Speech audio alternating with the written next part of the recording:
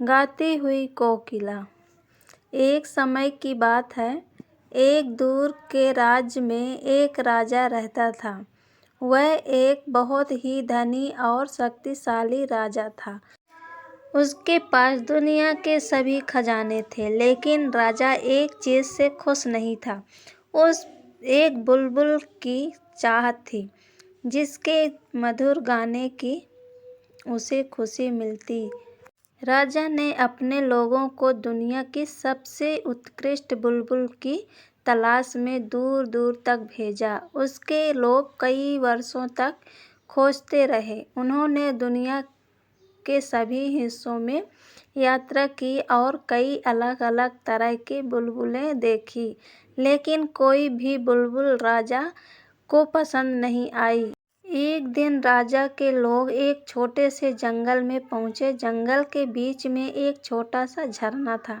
झरने के पास एक पेड़ पर एक छोटी सी कोकिला बैठी थी।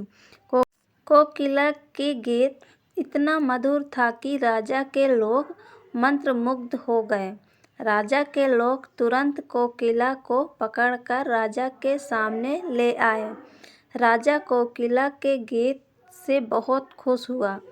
वह कोकिला को अपने महल में ले आया और उसे एक सुनहरे पिंजरे में बंद कर दिया। कोकिला को अपने पिंजरे में बंद रहना पसंद नहीं आया। वह अपने घर वापस जाना चाहती थी। वह हर दिन अपने गीत गाती थी और राजा से अपने घर जाने की अनुमति मांगती थी, लेकिन राजा उसे जाने नहीं देता था। कोकिला अब उदास रहने लगी थी। उसका गाना गाने का भी मन नहीं होता था। उसने गीत गाना भी बंद कर दिया था। उसकी ऐसी हालत देखकर राजा भी बहुत उदास हो गया। एक दिन राजा अपने महल के बगीचे में टहल रहा था। उसने कोकिला को भी बाग में लाने का आदेश दिया। उसने देखा कि कोकिला बाग में आकर अपने गीत गा रही है। राजा कोकिला का गाना सुनकर बहुत खुश हुआ। उसने कोकिला से पूछा, तुम इतना सुंदर गाना कैसे गा सकती हो? कोकिला ने कहा, मैं प्रकृति की सुंदरता से प्रेरित होकर गाती हूँ।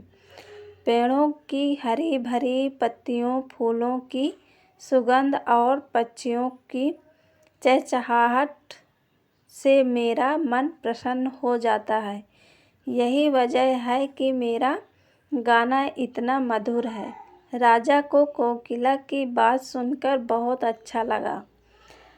उसने कोकिला को पिंजरे से मुक्त कर दिया और उसे जंगल में वापस भेज दिया। कोकिला बहुत खुश हुई और वह अपने घर वापस चली आई। राजा को भी कोकिला की बातों से बहुत कुछ सीखने को मिला। उसे एहसास हुआ कि सच्ची सुंदरता फिजूल खर्ची या भव्यता में नहीं, बल्कि प्रकृति के चमत्कारों की सादगी में निहित है।